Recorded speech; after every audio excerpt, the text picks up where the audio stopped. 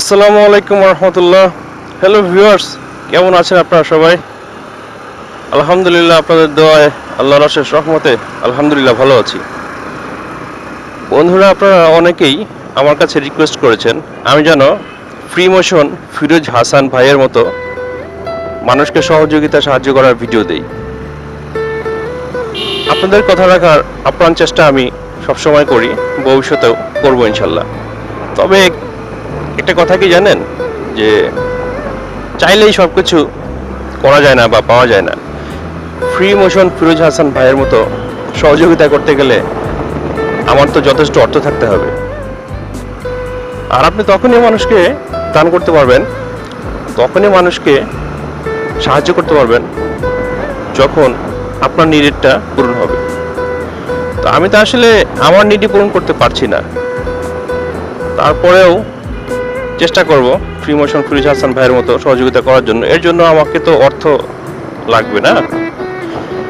আর আপনারা অনেকেই এটাও বলেছেন যে বিকাশ নাম্বার অথবা রকেট নগদ এগুলো দিতে, যেন আপনারা ডোনেট করতে পারেন গরিব দুঃখী মানুষদেরকে সহযোগিতা করার জন্য, যেন তাদের সেই সহযোগিতা করার ভিডিও আমি ধারণ করে আপনাদের উপহার দিতে পারি। তো বন্ধুরা, আমি চেষ্টা করব। আর এই ভিডিওর মধ্যে যে নাম্বারটি দেখতে পাচ্ছেন, এটি হচ্ছে রকেট নাম্বার। তো এখানে আপনারা টাকা পাঠাতে পারেন।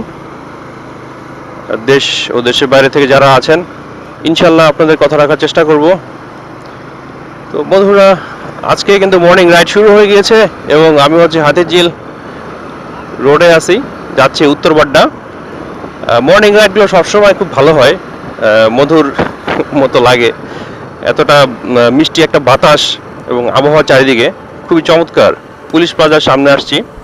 এই জায়গাগুলো বিকালবেলা একদম ভর্তি থাকে, কানায় কানায় পূর্ণ থাকে, যেটা বলতে গেলে অনেক মানুষ আসে এখানে। কেউ ঘুরতে আসে, কেউ বেড়াতে আসে, কেউ কাজে আসে, কেউ রোমান্স করতে আসে। আসলে বিচিত্রময় দুনিয়া, বিচিত্রময় সব জায়গা। দেখুন না, আপনি যেখানে রয়েছেন সেখানে হয়তো বা আপনি কোনো কাজের জন্য গিয়েছেন, আবার পাশে হয়তো বা কেউ সেই একই জায়গায় আড্ডা মারতে গিয়েছে। দারুণ লীলা খেলা এই দুনিয়ার আল্লাহ সৃষ্টি করে রেখেছেন। আর ইদানিং যেসব ঘটনা ঘটছে চারপাশে, এতে আসলে কিয়ামতের আলামত প্রকাশ পায়। মুসলিম অনুযায়ী, মুসলিম ধর্ম অনুসারে আমাকে কিয়ামতের আলামত আমরা পেয়ে যাই। এই যেমন ধরুন, এই যে করোনা মহামারী আসলো, করোনা মহামারী আসার পরে সেটা অনেক অনেক ক্ষতি করে দিয়ে গেল, আমাদেরকে সতর্ক করে দিয়ে গেল। তারপরেও কিন্তু আমরা কতটুকু সতর্ক হতে পেরেছি সেটা একমাত্র আল্লাহ রাব্বুল আলামিনই জানে। আমার তো মনে হয় না আমরা খুব একটা সতর্ক হতে পেরেছি। এই করোনা চলে যাওয়ার পরে শুরু হয়ে গেল ভূমিকম্প। ভূমিকম্পের একটা সিরিয়াল, একটার পর একটা ভূমিকম্প হতে থাকলো। আর এই ভূমিকম্পে কিন্তু শুধুমাত্র রাশিয়া নয়, আরো অনেক দেশই রয়েছে। কিছুদিন পর পরে কিন্তু ভূমিকম্প দেখা দেয়। এখন খবরে শুনলাম বাংলাদেশ নাকি একদম হায়ার লেভেলে রয়েছে, মহাবিপদে রয়েছে এই ভূমিকম্পে। সো যে কোনো সময় কিন্তু মানে একটা নাড়া দিয়ে সব শেষ করে দিতে পারে। সো সবাইকে চেষ্টা করা উচিত মহান আল্লাহ রাব্বুল আলামিনের কাছে ক্ষমা চাওয়া এবং তার কাছে সুরক্ষিত থাকা। বর্তমান সময়টাই এমন যে নিজেকে ভালো রাখতে, নিজেকে ফাসিকের হাত থেকে বাঁচাতে সবসময় আল্লাহর কাছে দোয়া করার সময়। আপনার নিজের ইবাদত কিভাবে ঠিক রাখবেন, নিজের ঈমান কিভাবে ঠিক রাখবেন, সেই দিকে খেয়াল করার সময়। তো বন্ধুরা, আমরা দেখতে দেখতে কিন্তু চলে আসছি বাড্ডা সামনে।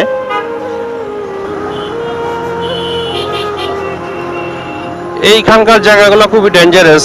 বাসগুলো যে কোন দিকে যায়, পিছনে কোনো ইন্ডিকেটরও নাই, দেখেন কোনো লাইটও নাই যে বোঝার উপায় আছে যে সে ডানে যাবে না বামে যাবে। মানে পুরাই অনিশ্চিত। মানে অন্ধ ব্যক্তি হাতে যেরকম লাঠি থাকে, সে তো তাও লাঠি দিয়ে সার্চ করে করে বোঝা যায় যে সে ডানে যাবে না বামে যাবে। এইটা তো তাও বোঝা যায় না, মানে ডানে যাবে না বামে যাবে, হুট করে একটা অ্যাক্সিডেন্ট ঘটে ফেলে। এই সমস্ত ফিটনেসবিহীন বাস কেন চলছে ঢাকা শহরে এখনো আমি বুঝতে পারলাম না।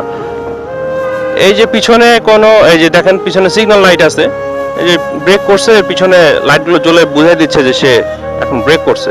এই একটু আগে যে বাসটা দেখলেন, এই বাসের পিছনে না আছে কোনো সিগন্যাল লাইট, না আছে সতর্কতামূলক কোনো কিছু যেটা দেখে মানে বোঝা যাবে যে সে কোন দিকে যাবে। তো এই সমস্ত ফিটনেসবিহীন বাসগুলো যে এখনো রাস্তায় চলতেছে, এটা কিভাবে সম্ভব? টু হুইলারের উপরে তো অনেক ধরনের নিয়ম কারণ, তারপরে জেল জরিমানা কত কিছু করতেছে। এই সমস্ত বাসগুলো এখনো কিভাবে চলে তাহলে? আর মোটরসাইকেল তো ঠিকই মামলা খায়। একটু খেয়াল করেন বন্ধুরা, ওই যে সামনে সিএনজির সামনে একটা বাস দেখতে পাচ্ছেন, এটা দেখেন উপরে জানলা ভাঙা, তারপরে নিচে দিয়ে কি অবস্থা দেখছেন? এই যে একটা বাস, এটার নিচে আবার কি ঝুলতেছে। তো এই বাসগুলো তো এগুলো কি খুব ভালো ফিটনেস করা? এই বাসটা কেন চলতেছে ঢাকার মধ্যে? এরকম আরো অনেক বাস আছে, এগুলা কিভাবে চলে? এগুলার মডিফাই করে ঠিকঠাক করলেও তো হইতো, তা তো না, কালো কালো ধোয়া বাড়ায় তাও আবার। তো এইগুলা কি বিআরটিসি দেখে না, বা বিআরটি এর যে অভিজ্ঞ জ্ঞানীগুণী লোকজন আছেন সেগুলাকে এই সমস্ত জিনিসগুলো ধরে না? বা মোবাইল কোড কোথায়, এগুলা কি করে? এগুলো মাঝে মাঝে আমার মনে প্রশ্ন জাগে আর কি। এটা আপনাদের সাথে শেয়ার করলাম, আমার মনের ভাবটা প্রকাশ করলাম। আপনাদের কি মনে হয় বন্ধুরা, একটু লিখে জানাবেন প্লিজ। আর একটা বিষয় হঠাৎ করে কথা বলতে বলতে মনে পড়লো, এই যে মোবাইল কেস বা মোবাইল হোল্ডার, এইটা হচ্ছে সম্বন্ধে জানতে চেয়েছেন একজন, যে ভাইয়া এটা কি স্টিলের, মেটালের, বা এটার দাম কত বা কি সমাচার এরকম। আসলে বন্ধুরা এটা সম্পূর্ণ স্টিলের, এবং আমি এটা কিনেছিলাম ঢাকার বংশাল থেকে, প্রায় 350 না 450 এরকম একটা দাম নিয়েছিল। ধরে রাখেন 500-এর ভিতরে আপনি পাবেন, এবং এটা কিন্তু চার্জার সহ। এটা কেমন মজবুত আসলে, এইটা বন্ধুরা প্রচন্ড রকমের হার্ড, এবং এটা চাইলেই যে একজন খুলে নিয়ে অথবা থাবা দিয়ে যে মোবাইলটা নিয়ে যাবে সেরকম করতে পারবে না। মেটালের কেসটা বা মোবাইল হোল্ডারটা যেটাই বলেন না কেন, এটা কিন্তু হেভি শক্ত। আর এই আমি যে মোবাইলটা রাখছি, মোবাইলের উপরে অবশ্যই একটা ট্রান্সপারেন্ট মোবাইলের কভার ব্যবহার করেছি। তো এই কভারটা ব্যবহার করার কারণে যেটা হয়েছে, এটা একটু রাবারি, সেটা হচ্ছে মোবাইলটাকে তো আটকেই রেখেছে, এই মেটালটাকেও আটকে রেখেছে। মানে এটা খুবই হার্ড, আপনাকে এটা যদি টান দেয় মোটরসাইকেল পড়ে যাবে, কিন্তু মোবাইলটা যাবে না। তো সেই জন্য আসলে এটাতে রিস্ক নাই। আর আমি অনেক উঁচু নিচে গর্ত, বিভিন্ন জায়গায় ঝাঁকি খেয়েছি, বা অনেক ধরনের জাম্প করেছে, সেই ক্ষেত্রেও মোবাইলটা কিন্তু ঠিকই এখানে আটকে রেখেছে, মোবাইলটা এখান থেকে সরে নাই। তো আপনারা যদি মোবাইলের হোল্ডার লাগাতে হয়, তাহলে আমি বলবো আপনারা স্টিলেরটা লাগান, এতে আপনাদের কনফিডেন্স ভালো থাকবে, ভয় থাকবে না, এবং সিকিউরিটিও পাবেন। আশা করি যে ভাইটা আমার কাছে এই মোবাইলের হোল্ডার বা কেস সম্বন্ধে জানতে চেয়েছেন, আপনি সঠিক তথ্য পেয়েছেন এবং খুশি হয়েছেন। তো প্রিয় ভিউয়ার্স, ভাই বন্ধু, কলিগ, বন্ধুরা, আজকের ভিডিওটি এই পর্যন্তই। আপনাদেরকে জাস্ট এই মেসেজটি দেওয়ার জন্যই আসলে ভিডিওটি করেছিলাম। সবাই ভালো থাকবেন, আলবিদা।